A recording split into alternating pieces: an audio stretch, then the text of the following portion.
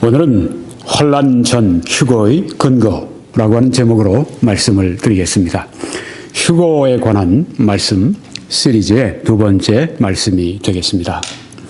환란 전 휴거의 성경적인 근거, 왜 휴거가 환란 전에 일어나는가에 대한 성경적인 근거를 오늘 말씀을 드리고자 합니다. 먼저 이 말씀을 좀 드려야 되겠습니다. 베드로후서 3장에 보면 먼저 이것을 알지니 말세에 조롱하는 자들이 와서 자기의 정욕을 따라 행하며 조롱하는 사람들이 말세에 나타날 것을 성경이 말씀하고 있습니다. 이르되 주께서 강림하신다는 약속이 어디 있느냐? 예수님의 재림의 약속이 어디 있느냐? 언제 진짜 재림할 거야? 재림 그런 거 없어. 이런 말입니다.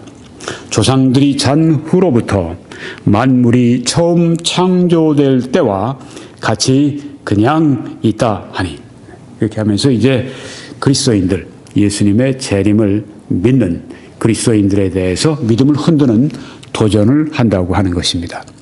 그런 약속이 어디 있어? 네. 그냥 지금 이 세상이 이전에 있던 대로 지금도 있고 지금 있는 대로 다음에도 있을 거야. 이렇게 사람들이 말을 합니다.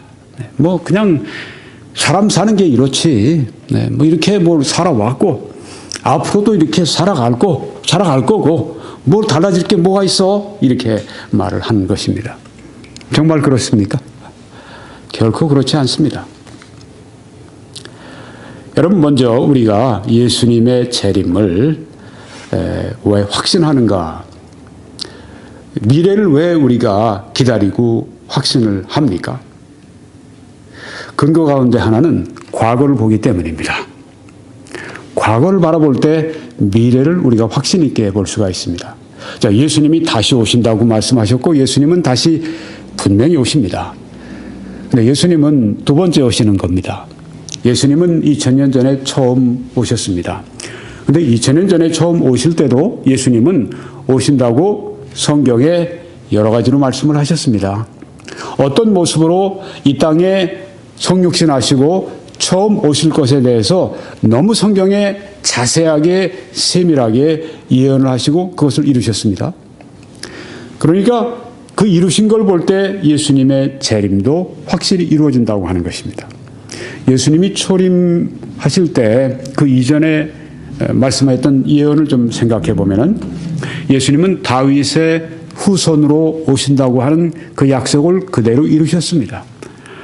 그 법적인 아버지 요셉과 어머니 친모이신 마리아 두 분 다 다윗 혈통 사람들입니다. 예수님은 또한 동정녀 탄생하시리라고 하시는 예언대로 이루어 주셨습니다. 또 베들레헴이라고 하는 곳에 거기에서 출생하실 것 그 예언도 이루고 오셨습니다. 또한 예수님은 세상의 죄를 담당하시기 위해 오실 거라고 하는 예언도 성취하시면서 초림을 하셨습니다. 예수님은 또한 사람들에게 조롱받으실 것을 성경에 예언했는데 예수님의 생에 십자가를 지실 때 특별히 그것이 이루어졌습니다. 예수님의 손과 발이 찔릴 것을 그렇게 예언한 대로 성취가 되었습니다. 예수님의 뼈가 전혀 부러지지 않을 것을, 십자가 위에서 뼈가 꺾이지 않을 것을, 그것도 예언되어 있는데 그대로 성취가 되었습니다. 또한 군인들이 예수님의 겉옷을 가지고 제비를 뽑는 그것도 성경에 다 예언되어 있는데 그것도 그대로 이루어졌습니다. 십자가 위에서 예수님이 기도하신 것도 그 말씀 그대로 다 이루어졌고, 얼굴이 상하신 것도 성취가 되었고, 채찍 맞고 죽으시는 것도 성경의 예언대로 이루어졌고, 또한 부활하시고 승천하신 것도 예언하신 대로 다 이루어졌습니다. 모든 것이 하나님의 말씀대로 2000년 전에 다 이루어졌습니다. 그래서 우리는 예수님이 다시 오신다고 하는 것에 대해서 조금도 의심하지 않습니다. 왜냐하면 하나님께서는 약속하신 그대로 이루시는 하나님이시기 때문입니다. 하나님은 언약하신 바를 반드시 성취하시는, 약속을 지키시는 그 하나님이시고, 하나님은 작정하신 바를 그대로 이루시는 하나님이십니다. 예수님이 다시 오시는 것은 하나님의 구속의 계획 가운데 가장 중요한 그 부분 가운데 한 부분입니다. 하나님께서 이것을 때가 되면 반드시 이루어지게 됩니다. 신약의 재림이 모두 318회 언급이 되어져 있습니다. 이것은 이 신약 성경의 25구절에 한 번꼴로 그렇게 언급이 되어져 있습니다. 그러니까 재림은 신약의 아주 중요한 주제라고 하는 것입니다. 우리는 재림을 지금 바라고 또한 기다리고 있습니다. 성경에 그러나 주의 날이 도둑같이 오리니, 도둑은 언제 오는지 우리가 알아차리지 못하는 때 오곤 합니다. 마찬가지로 예수님이 우리가 생각지 않은 때 오실 것이라고 하는 말씀이 여기에 나와 있습니다. 그러니까 우리가 항상 어떻게 해야 되겠습니까? 준비해야죠. 네. 도둑같이 온다고 했으니까 우리가 항상 준비해야죠. 만약에 도둑이 밤에 내일 오늘 밤에 온다고 할 것 같으면 어떻겠습니까? 네. 뭐 다 불 켜놓고 자려고 그러고 뭐 다 창문 제대로 닫고 하려고 그러고 뭐 혹시 무슨 일이 있을까 옷 다 입고 뭐 저 침대에서도 옷을 다 입고 뭐 잠을 잘 수도 있고 뭐 준비하지 않겠어요? 네. 주의 날이 도둑같이 온다고 했습니다. 준비해야 됩니다. 신랑 맞을 수 있는 의의 옷이 깨끗한 면사포와 웨딩드레스와 그 의의 옷을 여러분 입고 있습니까? 아니면 더러운 죄의 누더기를 입고 있습니까? 신랑이 오실 때 준비가 되어 있어야 되죠. 거룩한 옷을 입고 있어야 합니다. 주의 날이 도둑같이 온다고 했습니다. 때가 내가 잠자고 있을 때, 내가 깨어있지 않을 때, 그때 오는 것은 참으로 우리들에게는 정말 피하고 싶은 그런 일이 될 것입니다. 그렇게 돼서는 안 됩니다. 주의 날이 도둑같이 오리니 그 날에는 하늘이 큰 소리로 떠나가고 물질이 뜨거운 불에 풀어지고 땅과 그 중에 있는 모든 일이 드러나리로다. 휴거라고 하는 이 단어는 그렇게 사회에서 흔한 그런 그 용어가 단어가 아니죠. 네. 휴거라고 하는 말이 무엇입니까? 끌어올려라고 하는 이 성경 말씀, 데살로니가 전서 4장 17절의 말씀에서 나온 것입니다. 끌어올린다고 하는 것입니다. 위에서 잡아 끌어올리는 것을 이 휴거라고 말합니다. 우리는 그러니까 휴거, 끌어올림을 당하는 것이죠. 네. 성경에 어떤 사람도 이제 신천지하고 한번 이야기를 한 적이 있었습니다. 신천지인하고. 그랬더니 하는 말이 그거 정말 뭐라고 표현했던가. 네. 하여튼 믿을 수 없다 그거죠. 네. 희한한 얘기를 한다 그거예요. 네. 허황된 얘기를 한다고 그러더라고요. 허황된 얘기를 하십니다. 네. 그래서 이런 얘기를 했죠. 예수님이 물 위를 걸으셨는데 당신 보기엔 그게 허황된 겁니까? 예수님이 오병이어로 이렇게 5개 떡 물고기 2마리를 가지고 거기에 남자만 5천 7천 그러면 여자 남자 남녀노소 하면 2만 3만 되는 사람을 다 먹이셨는데 그러면 당신 보기엔 그게 허황됩니까? 홍해를 갈라놓으시고 지나간 게 허황됩니까? 그래서 아무 말을 못 하더라고요. 왜 하나님이 초자연적인 일을 행하신다고 하는 걸 안 믿습니까? 당신은 믿음이 없습니까? 왜 그렇게 믿음이 없어요?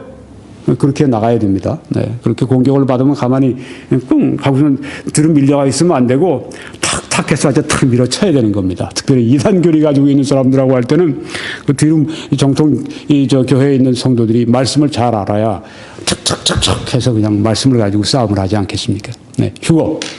끌어올린다고 하는 그런 용어인데 성경에 그런 게 나오잖아요. 그렇죠? 네. 에녹도 하나님과 함께 동행했는데 어느 날 하나님께서 그냥 끌어올리신 거예요. 휴거를 당한 첫 번째 1호가 에녹입니다. 그 다음에 엘리야도 보세요. 엘리야도 엘리사가 옆에서 그걸 다 봤는데 아마 저쪽 또 선지자 생도들이 또 다 목격했으리라 생각이 되는데요. 네. 그 장면이 참 그 불말과 불병거가 내려오지 않습니까? 회오리 바람과 함께 살아서 올라가지 않습니까? 휴거를 거기에서 이 경험한 두 번째 2호가 바로 또 엘리야입니다. 이미 다 있는 겁니다. 근데 여러 사람이 함께 어떻게 다 올라갑니까? 하나님이 한 사람, 두 사람 하면 그거 다 못하시겠어요? 꼭 사람처럼 하나님을 생각한다니까 얼마나 어리석어요? 그게 믿음입니까? 네. 그 쬐끄만 이성 가운데 하나님을 꽉 가두려고 그래요. 얼마나 어리석어요? 하나님이 뭘 못하십니까? 네. 아니, 이 세상에 먼지 같은 거, 그런 파리클, 이런 것들, 그런 것들이 떠다니다가 사람이 되고 뭐 이런 세계가 만들어졌다고 그런 미신 같은 얘기를 믿는데 사람들이. 안 그래요? 아니, 그런 것들이 미생물이 되고, 그런 것들이 미생물이 또 어떤 고등생물이 되고, 그래서 사람이 됐다고 도무지 이성적으로 믿을 수 없는 얘기를 믿지 않습니까? 그러니까 이 그리스도인 지성인들이 하는 이야기가 진화론은 이 현대인들이 믿는 미신이라고 하지 않습니까? 그것을 과학이라고 믿는단 말이에요. 증명도 안 되는 걸 가지고 그 이론을 가지고 무생물이 생물됐다고 하는 그 말을 믿어요.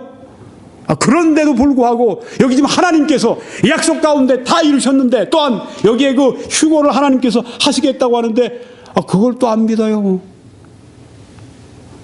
여러분, 휴거라고 하는 것은 성경에 분명히 나와 있는 것입니다. 반드시 이루어지는 일입니다. 끌어올린다고 말씀했으면 끌어올립니다. 네. 삽시간에 그냥 올라갈 겁니다. 네.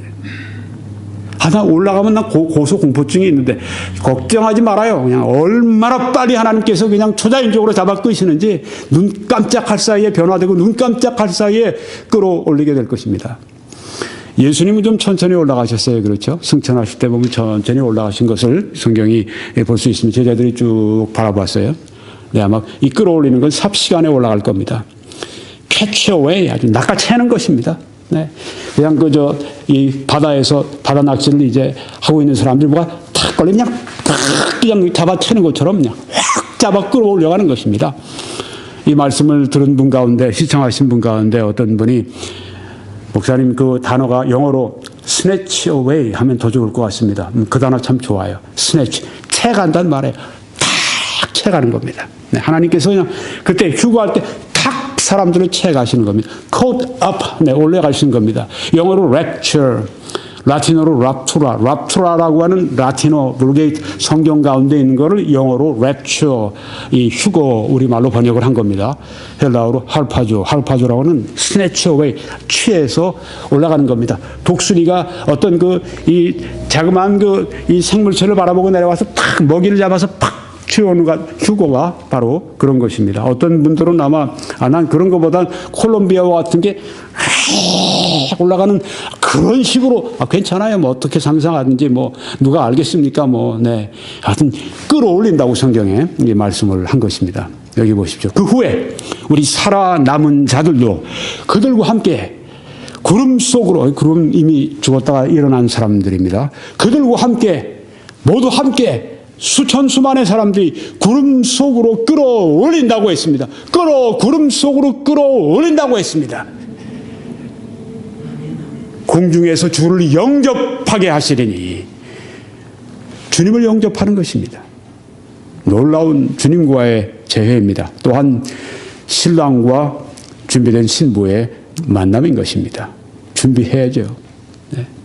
신랑이 오셨는데 신부가 그냥 눈꺼풀도 있고 뭐 화장도 안 하고 그냥 이러고 있고 머리는 이렇게 그냥 실타래 같이 이리저리 가 있고 말이죠. 그러다가 신랑이 문 두드리는데 하고 물었는데 그냥 문을 열었는데 그냥 준비가 안 된 신부의 모습. 얼마나 참 어리석은 신부입니까? 끌어올린다고 했습니다. 순식간에 도둑같이 오셔서 끌어올린다고 했습니다. 공중에서 주를 영접하게 하신다고 했습니다. 그래서 무엇인가 우리가 항상 주와 함께 있을 것이라 그렇게 말씀을 했습니다. 항상 주와 함께 있을 것을 여기에 말씀하고 있습니다. 그것은 소망인 것입니다. 휴거의 말씀은 소망입니다. 휴거의 말씀은 위로인 것입니다. 여러분이 앞에 보시는 전환란 설, 또 전천년설. 네. 이 전환란설은 이제 휴거가 환란 전에 발생한다. 전천년설은 예수님의 땅에 오시는 이 재림, 지상 재림이 이 천년 전에 그 천년 왕국 전에 이루어진다. 이제 그런 뜻입니다. 전환란, 전천년설. 네.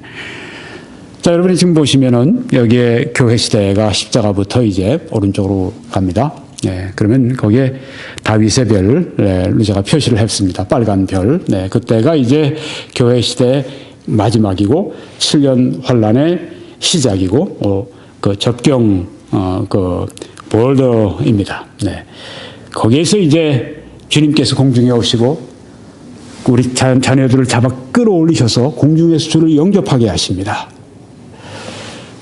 땅에서는 이제 7년 환란이 시작이 됩니다.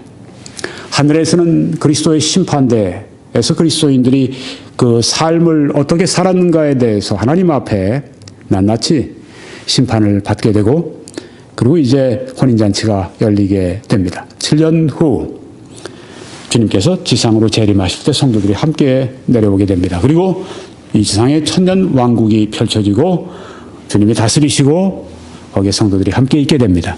공중에서 주를 영접하고 난 다음에는 주님과 함께 어느 곳이든지 함께 갑니다. 이 땅에 오시면 함께 오고 또 올라가시면 함께 올라가고, 네, 영원한 상태 이제 그 천년 왕국 후에 이루어지게 되는데, 천년 왕국에서 영원한 이 예루살렘, 새 예루살렘, 새 하늘, 새 땅, 이 영원한 이 상태, 천국, 바로 이 그 접경에 뭐가 있는가? 천년 왕국이 끝나고 영원한 상태가 시작되기 전에 이루어지는 것이 그리스도, 이번엔 백보자 심판대입니다. 하나님께서 이 불신자들을 부활시켜서 그들을 심판하시고 그들이 이제 지옥 불에 던져지게 되고, 그리고 새 하늘, 새 땅이 이루어지게 됩니다. 네, 그래서 지금 여기에 이 전환란 전천년설에 대해서 여러분이 보셨고, 오른쪽 사진은 이제 존 월버드 박사님, 이제 주님께 지금 가신 분이지만 이 전환란 전천년설을 이렇게 그 잘 하나님 말씀을 잘 조직하고 또 그것을 잘 설명한 아주 굉장히 그 대표적인 그런 이 신학자고 또 성경 교사이기도 합니다. 이분이 이런 책을, 여러 가지 책을 썼는데 그 중에 하나가 이겁니다. The Rapture Question.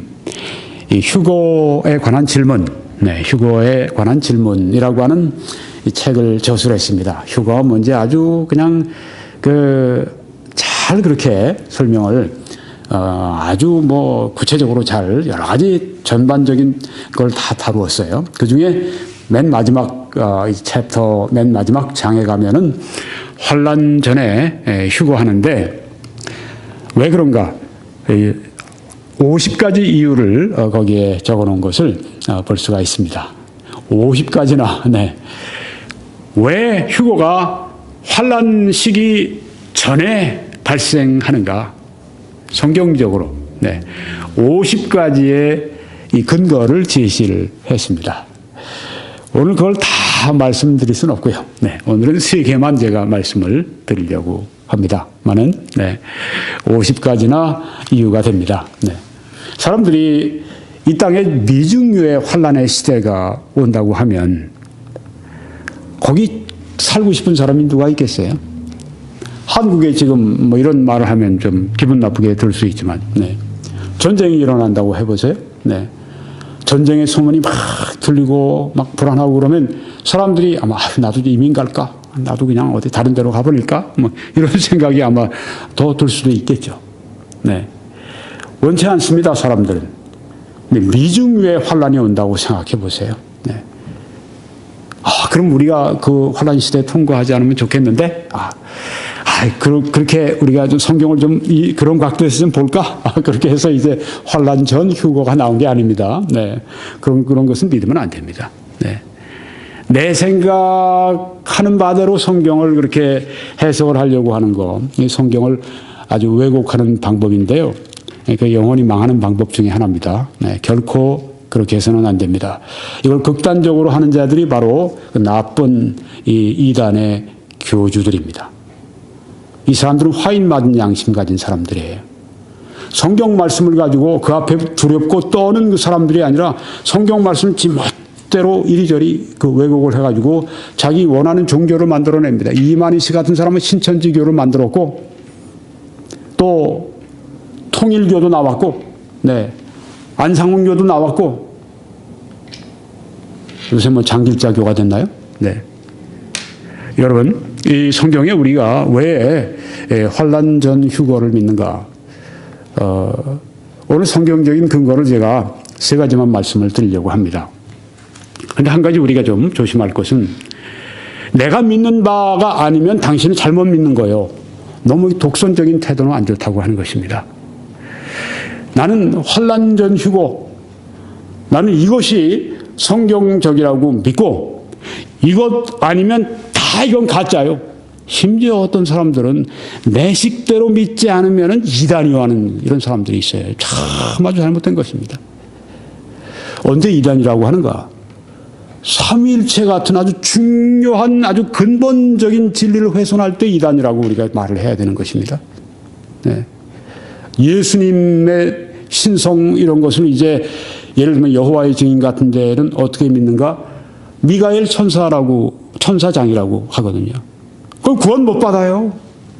아니 예수님이 본질상 하나님이신데 어떻게 천사로 만들어 놓습니까? 어떻게 구원 받아요? 이런 걸 이단이라고 우리가 말을 할 수밖에 없죠. 네. 근데 이런 그 종말론에 대해서 서로 다른 견해를 가지고 있을 때 좀 서로 너그러울 필요가 있습니다. 아, 그렇게도 믿으십니까? 네. 왜냐하면 그쪽에서도 나도 성경적인 근거가 있다. 그러면서 말을 하거든요. 네. 그쪽에서 또 말을 들어보면 또 나름대로 일리가 또 있거든요. 이쪽에서 들어보면 이쪽에 나름대로 또 일리가 있고, 그러니까 너무 독선적이 되지는 마시고, 오늘 저는 이 환난 전 휴거의 이 관점으로 말씀을 드립니다. 여기 환난 전 휴거의 관점으로 말씀을 드리는데, 환난 통과하고 싶지 않으니까 그래서가 절대 아닙니다. 네. 성경에 그렇게 확실하게 말씀하고 있기 때문에 믿는 것이죠. 네. 여기 지금 존 월버드 박사 같은 분, 네. 이런 분들은 댈러스 신학대학원이면 미국에서는 아주 최고의 명문 신학교입니다. 보수 명문입니다.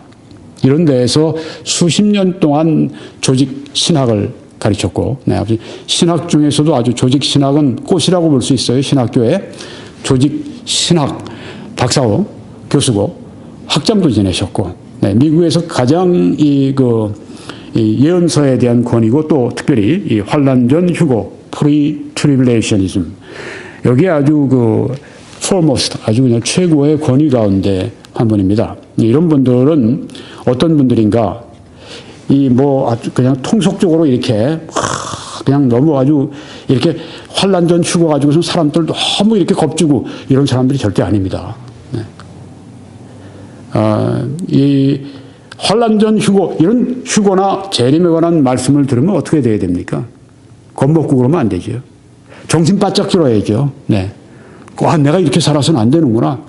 내가 거룩하게 살아야 되는구나. 내가 하늘에 보물을 쌓아두고 살아야 되는구나. 내가 주님 나라에 갈 준비가 돼 있어야 되고 신랑 맞이할 수 있는 그런 준비가 돼야 되는구나. 내가 이렇게 살아서는 안 되는구나. 삶이 바뀌어야죠. 우리가 미래에 대해서 휴거에 대해서 이런 얘기하면 뭐 옛날 미래 얘기는 하지 지금 현재 우리가 살아가는 이 중요한 주제를 왜 얘기 안 하고 자꾸만 미래 얘기만 합니까? 여러분 성경에 우리가 그 재림에 관한 말씀을 들으면 한결같이 이 성경의 저자들이 무엇을 말하고 있는가 하면은 우리 삶에 초점을 맞춥니다. 그럼 이런 일이 다 이렇게 풀어지는데 너희들이 어떻게 살아야 되겠느냐? 경건함 가운데 바로 그 주의 날이 오기를 사모하라고 한 말씀이 있지 않습니까? 우리가 이 재림에 대해서 이런 종말론에 대해서 우리가 말씀을 잘 깨닫고 있으면요. 어떤 결과가 오느냐면 우리 삶의 거룩함에 불이 붙어야 됩니다. 우리 삶의 이 교회에서 또한 우리 복음 전하는 것 이런 모든 일에 우리가 불이 붙어서 힘써야 합니다. 아주 잠자던 사람들이 깨어나고 잠자던 영혼 잠자고 있던 사람들이 깨어나는 그런 부흥의 메시지가 바로 이 휴거 이런 재림의 메시지가 된다고 하는 것입니다. 그러니까요. 여러분 여기에 지금 오늘 세 가지만 제가 말씀을 드리려고 하는데, 첫 번째는 왜 환난 전 휴거가 이루어지는가? 성경적인 첫 번째 근거는 빌립보 교회는 환난 전에 휴거가 약속이 되어 있기 때문입니다. 자, 이 성경을 보십니다. 요한계시록 3장 10절에 네가 빌립보 교회입니다. 나의 인내의 말씀을 지켰은즉 내가 또한 너를 지켜서, 여기 지금 주님께서 조건으로 말씀하시는 걸 볼 수 있습니다. 네, 빌립보 교회가 어떻게 했습니까? 인내의 말씀을 지켰습니다. 너희가 나의 모든 계명을 지키면 나를 사랑하는 자니라고 예수님이 말씀하셨습니다. 왜 제가 이 말씀을 강조하는가 하면, 기독교의 어떤 이 한 그룹 이런 것에서는 어떻게 얘기를 하는가 하면, 우리가 말씀을 지키는 게 아니라 주님이 우리를 통해 말씀을 지키신다. 좋아요. 그런데 너무 수동적이 되는 것입니다. 주님이 해주시지 않으면 나는 아무것도 못한다. 손 놓고 있는 거예요. 이게 아주 무서운 잘못된 것입니다. 여기 성경에 네가 빌립보 교회 너희들, 빌립보 성도 너희들이 나의 인내의 말씀을 지켰다. 이 말씀은 인내하라고 하는 말씀대로 너희들이 인내했다고 하는 말씀입니다. 그들이 인내했습니다. 어떤 게 불시험 가운데 인내했습니다. 어려움 가운데 참고 믿음을 지켰습니다. 희생을 했습니다. 재정적으로도 손실이 있었고 사회적으로도 명성에도 손실이 있었고, 그럼에도 불구하고 인내의 말씀을 지키는 겁니다. 하나님께 충성을 다하는 겁니다. 어떤 사람들은 북한 같은 데 보면은 하나님의 말씀에 충성하다가 지금 요독 수용소나 수용소에 갇혀 있는 사람들이 얼마나 많습니까? 지금 이 케네스 웨 같은 사람이 거기서 735일인가 살다가 지금 미국으로 다시 갔는데 아주 선교사님으로 아주 되셨더군요. 네. 이분 지금 한국에서 집회도 하고 그러시는데, 복음을 전하다가 그렇게 된 거 아닙니까? 네, 하나님 말씀을 전하다가 그렇게 억류당하고 그렇게 대가를 치르고, 여기에 인내의 말씀을 지켰습니다. 그리스도인들이 하나님의 말씀을 지킬 때 희생 없이 가능합니까? 정말 하나님의 말씀대로 이 땅에서 살려고 할 때 우리가 손해보지 않고 살아갈 수 있습니까? 우리가 사람들에게 조롱받지 않고 살아갈 수 있습니까? 그런 거 우리가 만약에 따지고 우리가 모든 사람들에게 환영받고 우리가 아무것도 손해보지 않고 그렇게 하나님의 말씀을 지킬 수 있다고 생각하면 오산입니다. 나의 인내의 말씀을 지켰다고 하는 건 많은 희생과 대가가 있었던 겁니다. 그럼 나는 이제 믿는 거 좀 덜하고 좀 포기하고 물러가야 되겠는데, 천만에요. 이제 돌아갈 길이 없습니다. 뒤에 다리는 다 불태웠습니다. No turning back, no turning back. 그런 찬송이 있지 않습니까? No turning back, no turning back. 돌아갈 수는 없습니다. 앞만 보고 이제는 가야 합니다. 어떻게 됩니까? 지킬 때 내가 또한 너를 지키겠다고 말씀하지 않습니까? 나도 또한 너를 지켜주겠는데 시험의 때를 면하게 하리니 이는 장차 온 세상에 임하여 땅에 거하는 자들을 시험할 때라. 이렇게 빌립보 교회가 시험의 때를, 여기 시험은 trial 이렇게 영어로 번역을 했는데 tribulation, 환난의 때를 면하게 해주겠다는 그런 말씀입니다. 빌립보 교회에 하신 말씀이 네가 나의 인내의 말씀을 지켰은즉 나도 너를 지켜서 너를 그 환난의 때, 시험의 때로부터 너를 건져주겠다, 면하게 해주겠다, 이렇게 여기에 말씀하셨습니다. 빌립보 교회는 환난의 그 시기에 들어가지 않도록 하나님께서 건져주시겠다, 그때 먼저 빼주시겠다, 휴거를 여기 말씀하신 겁니다. 여기는 네 가지의 우리가 교훈이 있습니다. 하나하나 이제 좀 말씀을 드리려고 하는데, 네 가지 교훈. 첫 번째는 귀 있는 자는 성령이 교회들에게 하시는 말씀을 들을지어다. 이 빌립보 교회 하신 말씀은 또 다른 교회들 있지 않습니까? 라우디게아나 거기에 또 사대 교회나 또 거기에 두아디라 교회나 빌립보 교회, 또 빌립보가 아니라 거기에 있는 그 다른 에베소 교회, 이런 교회 7개의 교회의 말씀을 주셨는데, 그 교회에만 주신 말씀이 아니라 꼭 끝나면은 그 7교회 끝날 때마다 이 말씀이 나옵니다. 귀 있는 자는 성령이 교회들에게 하시는 말씀을 들을지어다. 2, 3장에 나오는 아시아의 7교회 하신 말씀은 사실상 전 시대의 전 성도들에게 하신 말씀입니다. 그러니까 오늘 우리들에게 하신 말씀이기도 합니다. 귀 있는 자는 성령이 교회들에게 하시는 말씀을 들을지어다. 그러니까 오늘 이 말씀은 우리들에게 해당되는 말씀이라고 하는 것입니다. 그리고 네가 나의 인내의 말씀을 지켰은즉. 여긴 빌립보 교회인데 빌립보 교회는 아주 인내의 말씀을 지킨 참된 신앙의 교회입니다. 종말에 있을 참된 교회를 대표하고 있습니다. 그리고 이는 장차 온 세상에 임하여 땅에 거하는 자들을 시험할 때라고 말씀을 했습니다. 온 세상이라고 했으니까 이거는 이 빌립보, 여기에 지금 그 말씀하고 있는 갑자기 생각이 제가 안 나는데, 네. 지금 우리가 이 교회를 말씀하고 있었는데,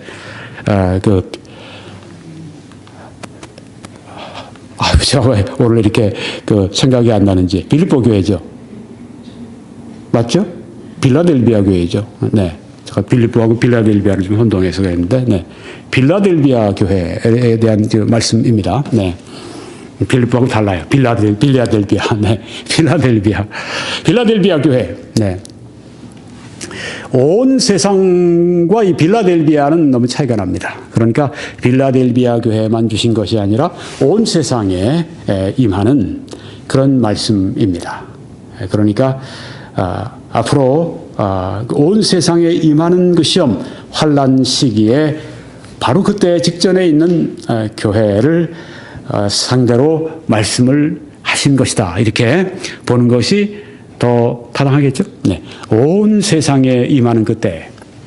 빌립보 교회는 마지막 주님 오시기 전에 휴거하게 되는 아주 그 참된 그런 교회를 거기에 말씀하고 있는데요. 네. 온 세상에 임하는 시험입니다. 그리고 땅에 거하는 자들을 시험한다고 했습니다. 땅에 거주하는 사람들, 그러니까 하늘에 거주하는 사람들이 아닙니다. 한나라의 백성이 아닙니다. 네. 땅에 거하는 자들을 시험하는, 그러니까 그 전에 이 땅에 거하는 자들 가운데 있지 않도록 하늘의 교회가 휴거된다고 하는 그 뜻을 여기서 또 우리가 읽어볼 수가 있다고 하는 것이죠. 네. 땅에 거하는 자들에 대한 표현은 요한계시록에 모두 10번 나옵니다. 땅에 거하는 자들에게 10번이 나오는데 이 땅에 거하는 자들에게는 하늘나라의 백성이 거기에 들어있지 않습니다. 그러니까 여기 계시록에서 10번이나 땅에 거하는 자들을 말할 때 그 환란 시대에 말할 때 그것은 교회가 제외되는 그런 말씀이라고 이해하고 있다고 하는 것입니다. 또 한 가지 말씀은 내가 또한 너를 지켜 시험의 때를 면하게 한다고 했습니다. 여기 시험을 이 환난 시기 가운데서 시험을 시험에서 지켜준다는 그런 말씀이 아니라 그 시험의 때 자체로부터 면하게 해준다. 그런 말씀으로 이해할 수 있는 것은 영어도 그렇게 했는데요. keep from 어느 때로부터 나를 지켜준다. 시험의 때로부터, 시험이 아니라 시험의 때로부터, 환란이 아니라 환란의 시기, 환란기로부터 나를 지켜준다. 테레오 에크라고 하는 표현을 썼습니다. 그것 밖으로 그런 뜻입니다. 만약에 여기에 헬라어가 환란 시기 안에 있으면서 환란에서 하나님이 건져주신다고 그렇게 말씀한다면 디아라고 하는 그런 이 전치사를 쓰는 게 더 맞습니다. 통하여. 네. 그런데 여기에 지금 에크라고 하는 건 그것으로부터, 그러니까 환란의 때로부터 면하게 해준다. 이렇게 이 원문에 있는 말씀을 이해하기 때문에 환란의 때, 7년 대 환란의 시기에 교회가 참여하지 않는다. 그러니까 환란의 시기 이전에 휴거한다. 이런 의미를 여기에서 이 성경 말씀 때문에 그렇게 근거를 가지고 환란 전 휴거를 믿는 이유가 거기에 있다고 하는 것입니다. 두 번째, 교회는 하나님의 진노를 받지 않는다. 교회는 하나님의 진노의 대상이 아니다 하는 것이죠. 데살로니가전서 5장 9절에 보니까 하나님이 우리를 세우심은 노하심에 이르게 하심이 아니요. 하나님은 우리를 진노와 불신 세상을 향한 그 하나님의 죄에 대한 그 저주와 하나님의 그 진노, 여기에 같은 대상으로 하나님이 놓으신 게 아니라 그런 말씀입니다. 오직 우리 주 예수 그리스도로 말미암아 구원을 받게 하심이라. 성도들은 구원의 대상이지 하나님의 진노의 대상이 아니라고 하는 것이죠. 그러니까 환난 시기에 하나님은 이 세상의 죄에 대한 진노를 쏟아 부으시는데 하나님의 그 죄에 대한 세상에 대한 진노 가운데 이 하나님의 백성들이 있을 이유가 없다는 것이죠. 그래서 그 하나님의 진노가 쏟아지기 전에 이제 그 하늘로 공중으로 휴거된다고 하는 말씀을 여기서 또한 찾게 되는 것입니다. 요한계시록 6장 10절에도 큰 소리로 불러 이르되, 순교자들입니다. 환난 시대 때 순교를 당한 분들입니다. 그들이 큰 소리로 불러 이르되 거룩하고 참되신 대주제여, 땅에 거하는 자들을 심판하여, 여기 땅에 거하는 자들을 심판한다고 하는 것은 누구를 가리킵니까? 믿지 않는 자들을 가리킵니다. 그리스도인들을 박해하고 그리스도인들을 죽이고 피 흘리고 멸망시킨 그리스도인들을 죽인 그 사람들, 그 사람들이 땅에 거하는 자들입니다. 교회가 아닙니다. 성도들이 아닙니다. 땅에 거하는 자들을 심판하여 우리 피를 갚아주지 아니하시기를 어느 때까지 하시려 하나이까. 네. 땅에 거하는 자들 교회에 해당되지 않습니다. 그들에 대한 심판 교회에 해당되지 않습니다. 그러니까 심판의 시기 전에 교회는 휴거된다고 믿는 것입니다. 데살로니가전서 4장에 보면 우리가 예수께서 죽으셨다가 다시 살아나심을 믿을진대 이와 같이 예수 안에서 자는 자들도 하나님이 그와 함께 데리고 오시리라. 우리가 주의 말씀으로 너희에게 이것을 말하노니, 사도 바울의 말이 아니라 주님의 말씀입니다. 주께서 강림하실 때까지 우리 살아남아 있는 자도 자는 자보다 결코 앞서지 못하리라. 휴거할 때는 자는 자들도 죽은 자들도 부활하고 살아있는 자들도 이제 함께 변화되면서 이제 올림을 받게 되기 때문입니다. 휴거의 영어로 두 가지 표현이 있습니다. 하나는 rapture, 휴거, 끌어올린다고 하는 것입니다. 또 하나는 translate라고 하는 그 용어가 있습니다. 이것은 무엇이냐면 우리의 몸이 순식간에 눈 깜짝할 사이에 변화되는 것을 말합니다. 썩을 몸이 썩지 아니할 것으로, 죽을 몸이 이제는 죽지 아니할 몸으로, 그렇게 새로운 몸으로 바뀌는 그런 것을 말합니다. 그러니까 예수님께서 우리를 데려가실 때 그때 사람들의 이 그 영화가 이루어진다고 하는 것을 말씀하고 있습니다. 주께서 호령과 천사장의 소리와 하나님의 나팔 소리로 친히 하늘로부터 강림하시리니 그리스도 안에서 죽은 자들이 먼저 일어나고 그 후에 우리 살아남은 자들도 그들과 함께 구름 속으로 끌어올려 공중에서 주를 영접하게 하시리니 그 후에 우리 살아남은 자들도 그들과 함께 구름 속으로 끌어올려 공중에서 주를 영접하게 하시리니. 이게 지금 그 말씀이 주를 영접하게 하신다는 이 말씀이 여기 강조가 되고 있습니다. 주를 영접하게 하시리니 그러므로 이러한 말로 서로 위로하라. 위로의 말씀입니다. 휴거의 말씀은 위로의 말씀입니다. 격려의 말씀입니다. 소망의 말씀입니다. 오늘 아침에 제가 이제 크리스천 신문에 나와 있는 기사를 보았습니다. 미국 교포로서, 우리 한인 교포로서, 미국에 거주하는 한인 교포로서, 한국계 미국인이죠. 케니스 베라고 하는 분이 몇 년 전에 북한에 여행 가이드로 들어가서 거기서 이제 아마 무슨 일 때문에 억류가 됐는지는 잘 모르겠어요. 성경을 전해줬다든가 북한 사람에게 그런 얘기를 들은 것 같기도 하고, 하여튼 억울하게 735일을 억류를 당했습니다. 그분이 당뇨도 있고 그런데 혈압도 있고 그러는데 약도 다 받지 못하고 중노동하면서 그렇게 2년가량을 그 북한 땅에서 지내다가 이제 하나님이 억류에서 풀려나도록 해주셨는데, 그분에게 거기에 묶여있는 동안에 무엇을 생각하셨습니까? 그랬더니 그분이 이 말을 해요. 소망이라는 단어입니다. 소망을 가지고 그 어려운 시기를 넘을 수 있었다고 하는 것입니다. 소망은 사람에게 생명을 줍니다. 살 목적을 줍니다. 아무리 어려워도 소망이 있으면 사람은 살아날 수 있어요. 태평양 전쟁 제2차 세계대전 때 일본군이 그 필리핀에 주둔한 미군을 급습을 했습니다. 그래서 미군이 이제 그 전투에서 지고 항복을 하고 바탄에 있는 대병력이 다 항복을 하고, 그렇지만 코르기돌이라고 하는 마닐라가 이제 저기 수십 마일 앞에 보이는 거기에 요새가 있는 이 들어가는 그 입구에 있는 섬이 있습니다.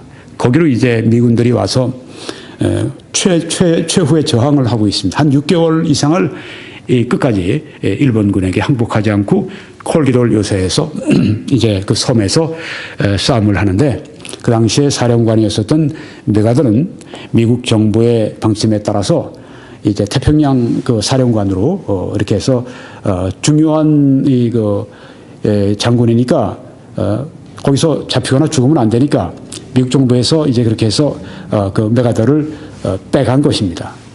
그 다음에 메가더 다음으로 웨인 라이트 중장이 이제 그 부대를 거기서 인솔하고 콜기도를 마지막까지 사수하기 위해서 싸움을 하는데, 한 6개월 지나고 난 다음에 그 다음에 이제 더 이상 희생을 줄이기 위해서 할 수 없이, 굉장히 용감한 장군이에요.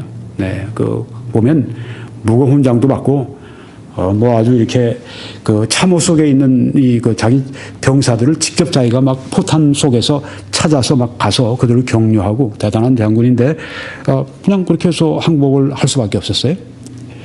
그리고 한 3년인가를 그렇게 묶여 있었습니다. 근데 늘 와서 이 일본군들이 하는 얘기가 고문하죠. 또 여러 가지 먹는 것도 제대로 주지 않죠. 입을 것도 제대로 주지 않아서 춥죠. 최고 사령관이지만, 미군의 최고 사령관이지만 대우가 형편없었답니다. 나중에 사진 보니까 아주 쫙 빠졌어요. 몰골이 상 접혀 있어요. 와서 이제 다른 무엇보다도 미국 지고 있다, 일본이 이긴다, 계속 이렇게 세뇌를 해버리니까 나중에 이 웨인 라이트가, 그렇게 담대한 장군이 아주 그냥 이 의기소침해졌습니다. 나중에는 밥을 줘도 안 먹겠다고 거절해버리고, 아주 소망을 잃어버리고 나니까 모든 것을, 자기의 어떤 이 모든 품위도 다 잊어버리고 전의도 다 상실해버리고. 그런데 그때 어떤 일이 진행 중이었습니까? 메가더가 그 태평양의 섬들을 하나하나 공략을 하면서 이제 필리핀을 향해서 오고 있습니다. 필리핀에 이제 얼마 있으면 도착합니다. 그러니까 누굴 보냈어요. 그래서 이제 우리가 곧 갈 테니까 준비하고 있으라고. 그 소식을 웨인 라이트가 딱 들었네요. 그 다음부터 확 바뀐 겁니다. 일본군들이 이제 또 쬐끄만 음식 달린 거 쓱 집어넣고, 자, 안 먹을 거지? 그래서 싹 빼가려고 그러면 탁 잡아서, 왜 안 먹어? 내가 먹지? 그러고서 이제 먹는 거예요. 구두도 형편없이 있던 거 반짝반짝 닦고 말이죠. 왜요? 소망이 생겼던 겁니다. 메가더가 온다. 우리를 구출할 수 있는 군대가 온다. 우리에게 자유가 주어진다. 우린 다시 이 미군의 긍지를 가지게 된다. 이런 것들이 이제 그 사람들의 사기를 확 바꿔놓은 것입니다. 그렇습니다. 대장 예수님이 오신다고 말씀했어요. 오십니다. 그분이 오십니다. 그래서 격려를 받으라고 하는 얘기입니다. 웨인 라이트가 이 메가더가 온다고 하는 것 때문에 확 그냥 아주 사람이 격려를 받으면서 바뀐 것처럼 예수님이 오신다는 말씀이에요. 그분이 오셔서 모든 것을 해결해 주십니다. 그러므로 이러한 말로 서로 위로하라, 이렇게 말씀을 한 것입니다. 형제들아, 때와 시기에 관하여는 너희에게 쓸 것이 없으면 주의 날이 밤에 도둑같이 이를 줄을 너희 자신이 자세히 알기 때문이라. 아까 베드로서에서도 주의 날이 언제 온다고요? 밤에 도둑같이 온다고 말씀했습니다. 그러니까 깨어 있어야 한다고 하는 것입니다. 항상 깨어서 주님 언제 오십니까? 오시옵소서 하고 준비하고 있어야 한다는 말씀입니다. 그들이 평안하다, 안전하다 할 그때에 임신한 여자에게 해산의 고통이 이름과 같이, 갑자기 산통이 올 때 고통이 이름과 같이 멸망이 갑자기 그들에게 이르리니 결코 피하지 못하리라. 하나님이 안 계신 것처럼 살아갑니다. 하나님이 벌하시지 않을 것처럼 내 마음대로 죄 가운데 살면서 죄 가운데 사는 걸 자랑스럽게 생각하고 죄 가운데 사는 게 자기가 똑똑해서 자기가 거기서 뭐 잘되고 자기가 승승장구하는 것처럼 살아가고 죄 가운데 살아가는 것을 명예스럽게 생각하고 죄 가운데 살아가지 않은 사람들을 우습게 여기고 죄 가운데 살아가는 것을 기쁘게 여기고 쾌락 가운데 살고 이런 사람들에게 멸망이 갑자기 그들에게 이르리니 결코 피하지 못한다고 성경에 말씀을 한 것입니다. 주님의 재림은 어느 날 갑자기 임하시게 되는 것입니다. 그래서 우리가 깨어서 있어야 된다고 하는 것입니다. 형제들아, 너희는 어둠에 있지 아니하매 그날이 도둑같이 너희에게 임하지 못하리니 너희는 다 빛의 아들이요 낮의 아들이라 우리가 밤이나 어두움에 속하지 아니하나니 이렇게 말씀을 합니다. 교회는 하나님의 진노를 받지 않습니다. 세상이 받는 하나님의 진노를 교회는 받지 않습니다. 그렇기 때문에 이 세상에 쏟아 부으시는 7년 대환란에 그 하나님의 재앙을 부으시는 그때 이전에 교회가 휴거된다고 하는 그 성경적인 원리를 가지고 그렇게 환란전 휴거를 믿는 것입니다. 환란전 휴거가 좋아 그래서 믿는 것이 아니라 성경에 있기 때문에 믿는다고 하는 것입니다. 성경에 보면 라합이라고 하는 그 여리고의 기생이 그가 살고 있던 모든 그 여리고성이 다 멸망할 때 구출을 받지 않습니까?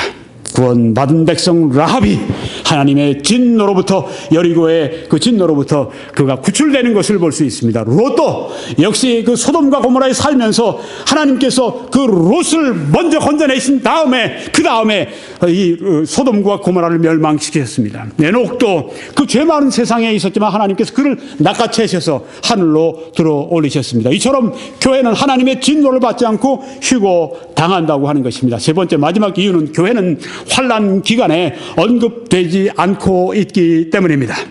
요한계시록 1장은 과거에 대한 말씀입니다. 네가 본 것을. 그 다음에 요한계시록 2장 3장은 현재 이루어지는 것을 말씀하고 있는 것입니다. 아시아의 7교회죠. 거기 에베소 교회 같은 데는 사도 요한이 직접 거기서 목회를 했던 교회입니다. 그래서 이 사도 요한 시대의 그 현재 일.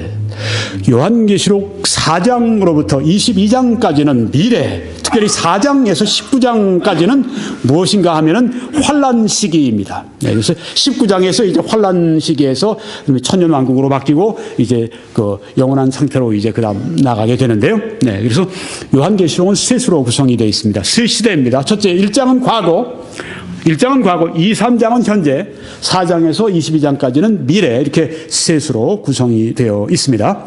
요한계시록 1장에서 3장까지 여기는 교회가 7번이 기록이 되어 있습니다. 과거와 현재. 요한계시록 1장, 3장. 1장은 과거, 2, 3장은 현재. 그 당시로 볼 때, 사도 요한의 시대로 볼 때, 그때 이 교회라고 하는 말이 거기에 등장합니다. 이 요한계시록 1장에서 3장에 교회라는 말은 7번 등장합니다. 그런데 교회들, 복수, 교회들이라고 하는 것은 12번 그렇게 거기에 이 성경에 이 용어가 나옵니다. 요한계시록 1장에서 3장까지 교회는 7번, 교회들은 12번 이렇게 나옵니다. 그런데요, 요한계시록 4장에서 19장까지, 4장에서 19장 넘어서 22장까지는 무엇에 대한 말씀? 시기로 볼 때 미래에 대한 말씀인데 4장, 5장은 천국에 있는 교회를 말씀하고 6장부터 19장까지는 무엇을 말씀하는 겁니까? 환란 시대에 땅에 떨어지는 하나님의 이 진노, 그 시대를 땅에 있는 그걸 보여주는 것인데요. 그 4장 19장까지는 교회와 교회들이라고 하는 단어가 없습니다. 없어요. 거기에는요. 그래서 우리가 무엇을 보는가 하면 요한계시록 4장에서는 하늘에 있는 교회가 나타납니다. 24장로가 나오는데 그것이 바로 교회를 상징한다고 하는 것입니다. 그러니까 이 요한계시록 4장 여기에 이제 들어오면 교회가 없어져요. 성경에 나타나지 않습니다.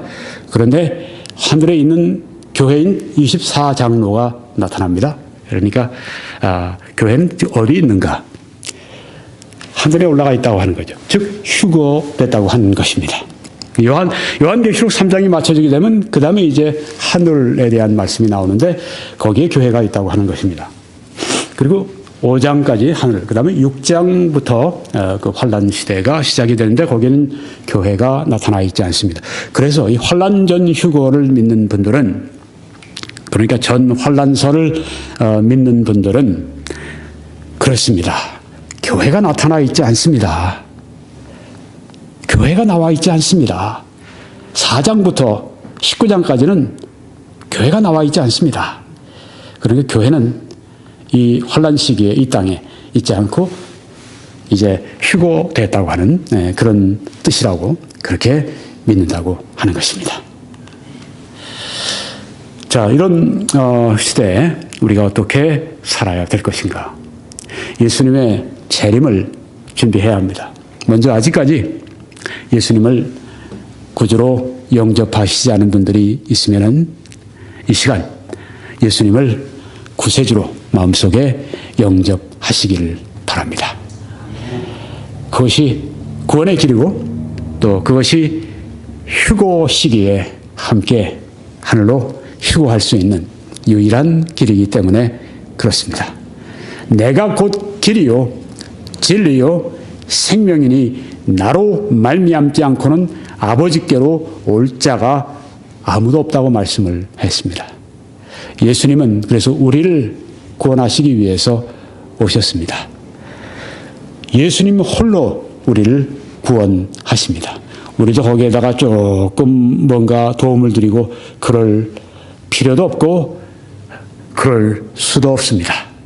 구원의 일은 오직 한 분만이 담당하셨고 담당하실 수 있습니다. 예수 그리스도가 구원의 일을 담당하셨습니다. 구원의 일을 담당했다고 하는 것은 우리의 죄의 값을 홀로 지시고 홀로 다 하나님 앞에서 값을 치르셨다고 하는 말씀입니다. 예수님이 그 온 몸에서 물과 피를 다 흘리셨는데 흘리신 그 피의 값은 우리 죄를 속하는 값이었다고 하는 것입니다. 예수 그리스도의 생명을 그 희생 제물의 십자가의 바침으로 말미암아서 우리의 모든 죄가 사함을 받게 되었다고 성경에 말씀을 합니다.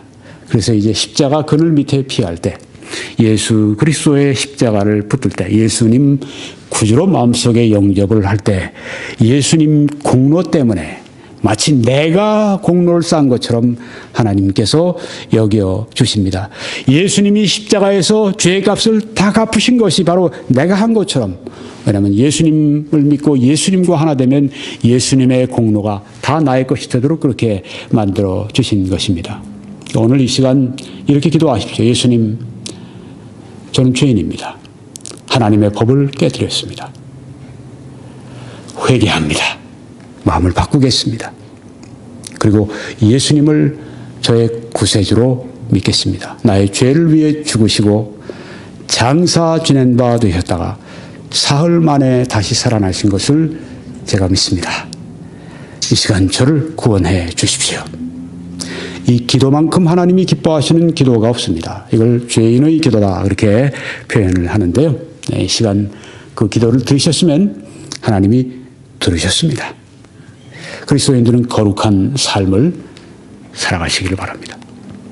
충성된 증인의 삶을 살아가시기를 바랍니다. 충성된 사역을 살아가시기를 바랍니다. 하늘에 보물을 쌓아두는 삶을 살아가시기 바랍니다.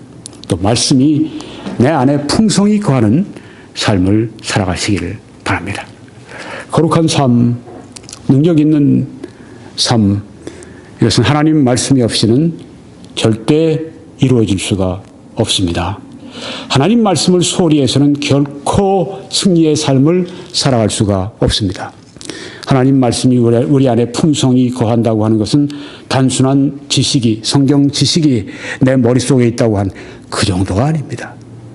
내 마음을 온전히 주장하는 그 넘어서야 합니다. 내 마음을 온전히 주장할 때 결과가 어떻게 나타나는가? 행함으로 나타나게 됩니다.